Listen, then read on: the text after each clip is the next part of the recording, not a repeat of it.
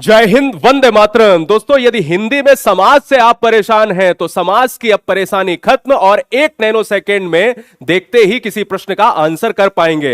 यानी 10 मिनट के अंदर आपको पूरे समाज को हम पढ़ाएंगे और उसके बाद हम क्वेश्चंस पर इस ट्रिक को फॉलो करेंगे। ध्यान देना है, बल्कि हम इस समाज में कोई एक ट्रिक नहीं लगाएंगे, हम दो ट्रिक का इस्तेमाल करेंगे और हम कॉन्सेप्ट को भी समझेंगे। उसके बाद क्वेश्चंस का आंसर करेंगे। देखिएगा, हिंदी में समाज ही नहीं, सारे चैप्टर को अब पहले आते हैं समाज की बात करें, क्योंकि यह वीडियो आपने समाज के लिए क्लिक की है।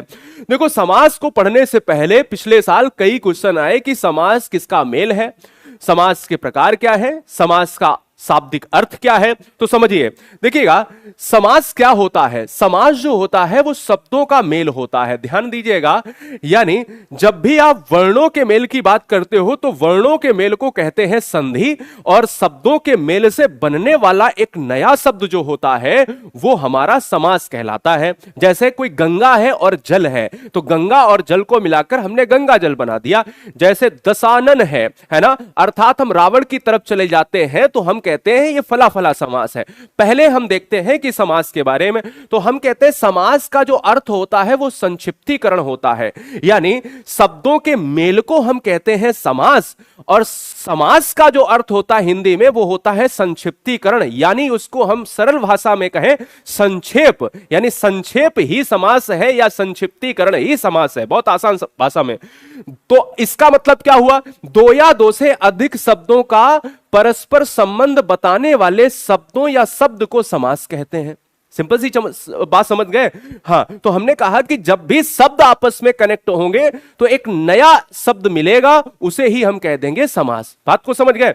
अब समास को हम जब पढ़ते हैं तो भाई समास हमारे 6 प्रकार के समास होते हैं। बोले सर कौन कौन से 6 प्रकार के। एक होता है आपका द्विगु समास होता, द्वंद्व समास होता है, एक होता है द्विगु समास होता है, एक होता है तत्पुरुष समास होता है, एक कर्मधारय होता है, एक अव्ययी भाव होता है, एक बहुब्री होता है। अब इन्हीं सारे समास को बहुत आसानी से 1 नैनो सेकेंड तो बहुत बड़ी बात है, देखो, क्लिक करो, आंसर कर दो। अब बहुत से बच्चे ओवर कॉन्फिडेंस में गलत क्वेश्चन करके आ जाते हैं, है ना। अब कहां कहां गलती भी करते हो वो भी बताऊंगा। देखो, सबसे पहले क्या है, हम द्वंद्व समास की बात करेंगे। देखो, एक चीज और यहां पर समझ लेना, समास से कई बार क्वेश्चन पूछा गया है कि समास का विलोम क्या होता है, वो भी यहीं पर चलते चलते खत्म कर लो। समास का विलोम बच्चे जो है कुछ भी लगा देते हैं, विच्छेद लगा देते हैं, विग्रह लगा देते हैं। समास का विलोम होता है व्यास होता है। याद रखना, समास का विलोम क्या होता है, व्यास होता है। अब सबसे पहला जो समास है वो है द्वंद्व समास। अब जब हम द्वंद्व समास को पढ़ते हैं तो बस इतना समझना कि हर बच्चे को पता, अरे सर इसमें नई क्या बात है, इसमें दोनों पद प्रधान होते हैं, या तो डैश देख लो तो समास द्वंद्व हो जाता है। जी नहीं, अगर तुमने योजक चिन्ह को देखा और द्वंद्व समास लगा दिया तो याद रखना आप अधूरे ज्ञान में हैं। द्वंद्व समास हर योजक चिन्ह वाला द्वंद्व समास नहीं होता है। कैसे नहीं होता, ये गलत साबित भी होंगे आप। जिस समास में पूर्व पद और उत्तर पद दोनों ही पद प्रधान होते हैं उसे द्वंद्व समास कहते हैं। बोले सर ये कौन सी बात बता दी, इसमें पूर्व पद और उत्तर पद क्या होता है। समझिए, हर समास में 2 पद होंगे, जैसे एक माता है एक पिता है, तो इसमें यहां पर आप समझिएगा कि पूर्व पद उत्तर पद को यहां समझ लो, ये क्या है, हमारा पूर्व पद है और ये हमारा उत्तर पद है। बात को समझ गए। तो समास में पूर्व पद और उत्तर पद यही होते हैं, पहले वाला पूर्व होता है, बाद का उत्तर पद होता है। तो द्वंद्व समास उसे कहते हैं जिसमें दोनों पद प्रधान हो। तो एक क्वेश्चन तैयार हो गया। अब बोले कि ट्रिक 1 सर, इसको कैसे, जैसे कोई क्वेश्चन आ गया कि जैसे माता पिता में समास कौन सा है, या सुख दुख में समास कौन सा है, या सुख सुख में कौन सा समास है, यहां बच्चा परेशान होता है। देखो, द्वंद्व समास में अधिकतम योजक चिन्ह का प्रयोग होता है। बस इस शब्द पर ध्यान देना, दुनिया का हर योजक चिन्ह वाला समास द्वंद्व नहीं होता, पर 90% से ज्यादा योजक चिन्ह अगर लगा है तो द्वंद्व होगा। बोले सर ये कौन सी बात है, हमको एग्जैक्ट बताओ। देखो, जैसे माता पिता राम कृष्ण भाई बहन अन्न जल सुख दुख और आटा दाल में सभी में योजक चिन्ह लगा है, यह द्वंद्व हो गया। अब मेरी बात को समझना और डिटेल के अंदर, इसमें क्या है, द्वंद्व समास योजक चिन्ह वाला वही होगा जो आपस में विलोम होगा। जैसे माता पिता अन्न जल, यानी सेम ना हो, विलोम छोड़ो, सेम ना हो। राम कृष्ण सुख दुख। अगर प्रश्न में ऐसे आ जाए कि जैसे ये बताओ सर, ये बताओ रात दिन तो आपने ये बता दिया कि द्वंद्व हो गया, पर ये बताओ मैंने रात रात भर पढ़ाई की, तो याद रखना कि अगर तुम रात रात को देखकर, अगर रात रात में पूछे एग्जाम में समास कौन सा होगा, तुमने कह दिया कि योजक चिन्ह हमने रटा था और द्वंद्व हो जाएगा, जी नहीं।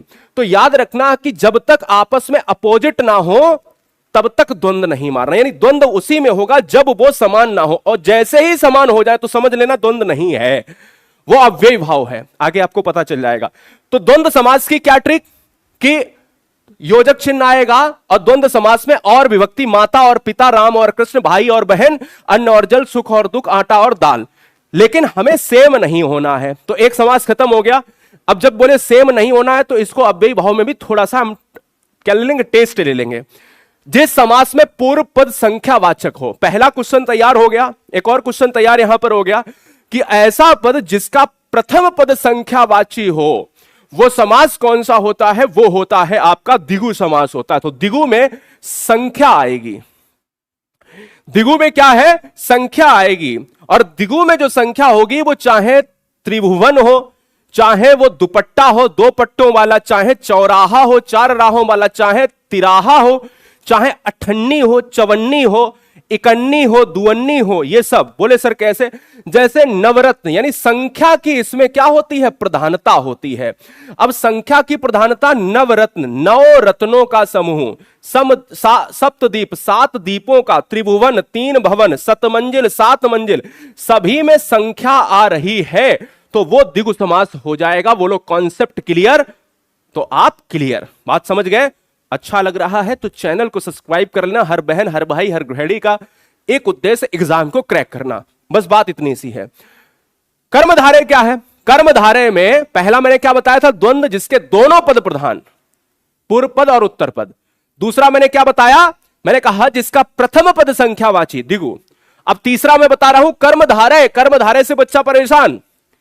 कर्मधारय समास वो समास होता है जिसका पद विशेष्य पद प्रधान होता है, यानी जिसमें विशेषता का प्रमाण मिलता है, विशेषता देखने को मिलती है। यानी पूर्व पद विशेषण और उत्तर पद विशेष्य, कुल मिलाकर विशेष्य और विशेषण अगर किसी परीक्षा के क्वेश्चन में आ जाए तुरंत 1 नैनो सेकेंड में कर्मधारय मार दीजिए। बोले ट्रिक क्या है? विशेषता बताने वाले समास को कर्मधारय समास कहते हैं। विशेषता, जहां पर विशेषता का जिक्र होगा प्यारे, वहां पर मैं कहूंगा कर्मधारय समास होगा। बोले नीलांबर, नीला है अंबर, नील कमल, नीले कमल, यानी नील, भाई क्या कमल कैसा, नीला। अब मेरी बात को समझो, जैसे काली मिर्च, काली है जो मिर्च, विशेषता है मिर्च की, विशेषता की वो काली। नील कमल, नीला है कमल। पीतांबर, पीत, अब पीतांबर को ध्यान देना, इसको स्टार लगा लेना। पीतांबर पीला है जो अंबर, और अगर पीतांबर कर्मधारय नहीं होगा तो क्या होगा, बहुब्री हो जाएगा, क्योंकि अर्थात भगवान कृष्ण। यहां दोनों चीजें अभी बहुब्री में भी बताऊंगा, ठीक है। चंद्र के समान मुख, तो ये याद रखना, चंद्रमुख यानी विशेषता। अव्ययी भाव दुनिया का बहुत आसान, दुनिया का कोई भी शब्द यदि उपसर्ग वाला है तो वो अव्ययी भाव समास होता है। अव्ययी भाव से पहला क्वेश्चन क्या बनेगा? अव्ययी भाव से पहला प्रश्न यह बनेगा कि ऐसा समास जिसका पहला पद प्रधान हो वो अव्ययी भाव होता है और दूसरा पद गौड़ हो, दूसरा पद छोटा हो। पहला पद यदि प्रधान है, दूसरा पद गौड़ है, या कहे पूर्व पद अव्यय, यहां समझ लो पूर्व पद अव्यय का मतलब पहला पद प्रधान। प्रत्येक उपसर्ग वाला दुनिया का कोई भी समास पूछा जाए तो हमेशा तोड़ लिया करो, चाहे वो बहुब्री हो चाहे कोई भी हो। जैसे क्वेश्चन आ गया अन्न जल, तो उसको तोड़ लो अगर नहीं टूटा है, वैसे भी टूटा होता है तो देख लिया कि भाई द्वंद्व है। जैसे कोई क्वेश्चन आ गया यथाशक्ति, तोड़ लो, और जैसे ही तोड़ा उसको दो भागों में तो अगर उपसर्ग वाला है तो अव्ययी भाव हो जाएगा, अगर संख्या वाला है तो द्विगु हो जाएगा, अगर विशेषता वाला है तो कर्मधारय हो जाएगा। ऐसे ही कह रहा हूं कि प्रत्येक उपसर्ग वाला, जैसे स्थान के आगे देखो यथा लगा है, आजीवन के आगे या लगा है, प्रतिदिन के आगे प्रति लगा है, यथा समय के आगे यथा लगा है। अब हमने जो द्वंद्व में आपको थोड़ा टाइम लिया था जिसमें आप कंफ्यूजन में थे कि द्वंद्व समास में हर डैश वाला योजक चिन्ह वाला द्वंद्व नहीं होता।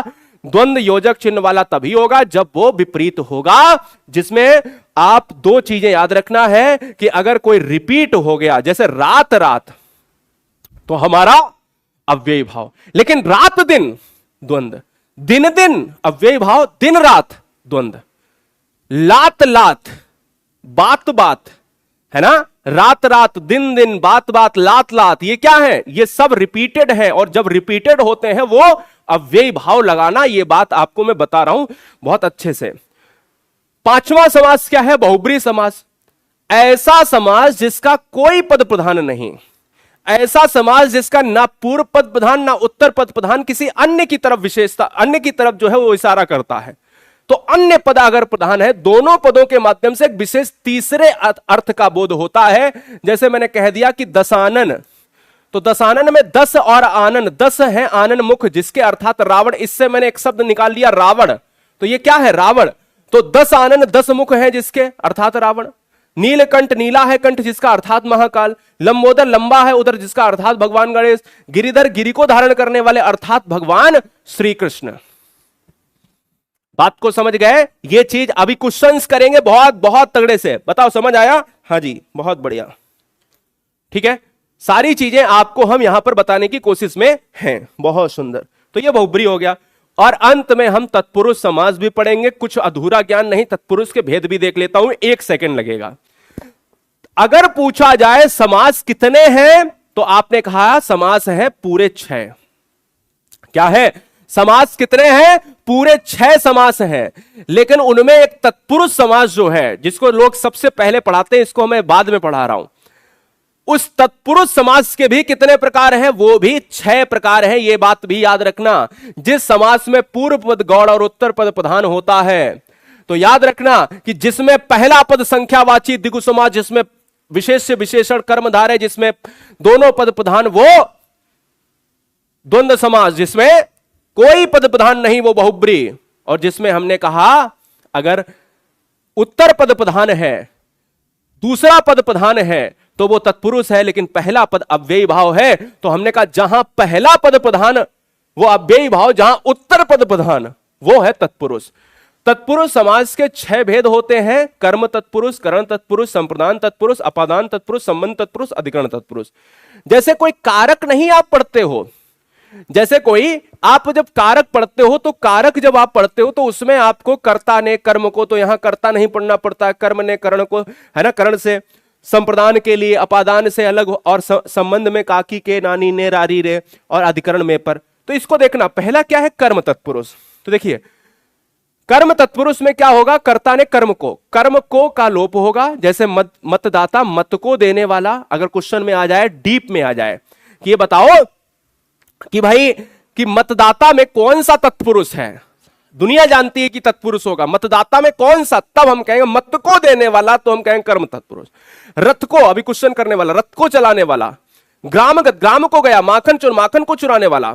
शरणागत, शरण को, और स्वर्गत, स्वर्ग को प्राप्त। दूसरा है करण, जहां करण कारक चिन्ह का लोप होता है, और करण कारक चिन्ह का लोप क्या है? से है।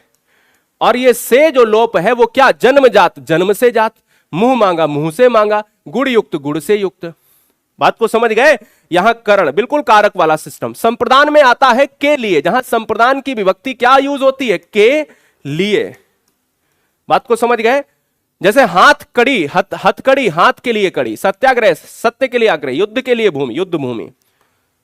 संप्रदान, संप्रदान की बात करें, क्या आ गया? 3 हो तो गया था, करण हो गया, संप्रदान हो गया। अच्छा, ये अपादान। अपादान की बात करें तो अपादान में होता है से। अपादान में क्या होता है? से। धन से हीन, लक्ष्य से भ्रष्ट।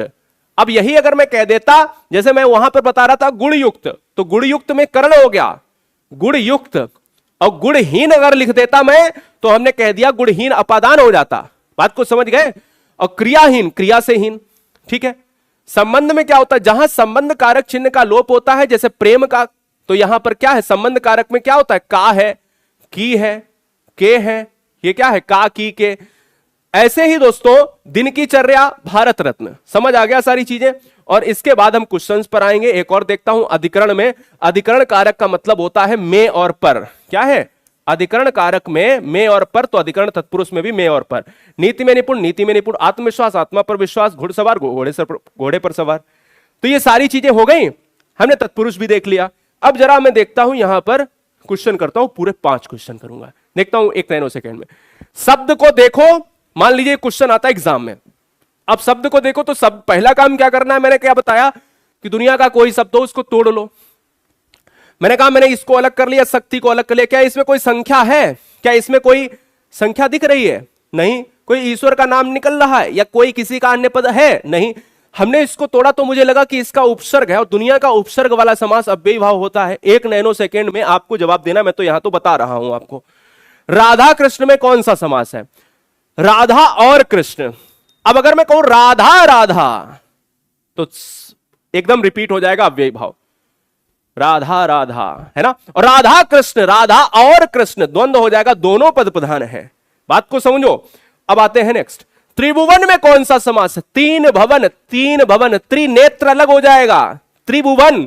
और त्रिभुवन में अगर आप त्रिभुवन कहते हो तो आता है 3, और जहां संख्या है वो द्विगुण। लेकिन अगर त्रिनेत्र लिखा होता, 3 नेत्रों वाले अर्थात भगवान महाकाल, तो हमारा बहुब्री हो जाता। अगला नीलकंठ, अगर आप नीलकंठ की बात करोगे तो आप कहोगे नीला है कंठ जिसका, अर्थात महाकाल, और अर्थात महाकाल यानी अन्य पद प्रधान बहुब्री समास। समय ही नहीं लगा। और एक अंतिम कॉन्सेप्ट, चंद्रमुखी में, चंद्रमुखी हर तरह का समास लेने की कोशिश। चंद्रमुखी, मुख कैसा है? चंद्रमा जैसा। मुख जैसा, मुख कैसा? चंद्रमा जैसा। जहां पर विशेषता और विशेषता वाला हमारा कर्मधारय होता है, तो आंसर भी। गुरुजी वर्ड एग्जाम स्टडी का एप्लीकेशन डाउनलोड नहीं किया है तो डाउनलोड कर लेना, और गुरुजी वर्ड एग्जाम स्टडी का ये चैनल अगर अच्छा लगा हो, अगर कोई टॉपिक पर वीडियो चाहिए, अगर किसी टॉपिक पर वीडियो देखना है तो उसका नाम डालो और उसका ट्रिक डाल दो, गुरुजी वर्ड आगे लगा दो, सर्च कर लोगे आपको मिल जाएगा। आपका भाई धीरज द्विवेदी कोई भी चैप्टर में आपको कमजोर नहीं बनाने देगा। हर चैप्टर को 10 मिनट की व्याख्या में आप तक पहुंचाने का काम है मेरा। तो सब्सक्राइब करें, और साथ ही साथ अगर कोई समस्या है, एप्लीकेशन से संबंधित कोई समस्या है, तो यहां पर आपको कोई व्हाट्सएप सेव कर लेना है और व्हाट्सएप पर हाई लिखकर भेज देना, अपना एग्जाम लिखकर भेज देना है। हाई लिखकर भेजोगे तो आपको लिंक मिल जाएगी। ठीक है, तो याद रखना है कि ये वीडियो अपने 5 लोगों में, बहुत अच्छे लोगों में जो पढ़ने वाले हैं उनको जरूर शेयर कर देना, जिनको ट्रिक नहीं याद होती है, जिनको हमने कॉन्सेप्ट से भी पढ़ाना होता है और ट्रिक के साथ भी पढ़ाना होता है। तो हम कॉन्सेप्ट पढ़ाते हैं। देखो इस वीडियो में, मेरे वीडियो में क्या होता है, कॉन्सेप्ट होता है विद ट्रिक के साथ होता है, और क्वेश्चंस होते हैं। तो बताओ पेपर कहां जाएगा? खत्म हो जाएगा। मिलता हूं नेक्स्ट वीडियो में। ये वीडियो 5 अच्छे लोगों में जरूर शेयर करिए। पहला काम है एक बार लाइक करना, और सबसे अच्छा कमेंट आपका इस वीडियो में होना चाहिए। मिलता हूं नेक्स्ट वीडियो में। जय हिंद।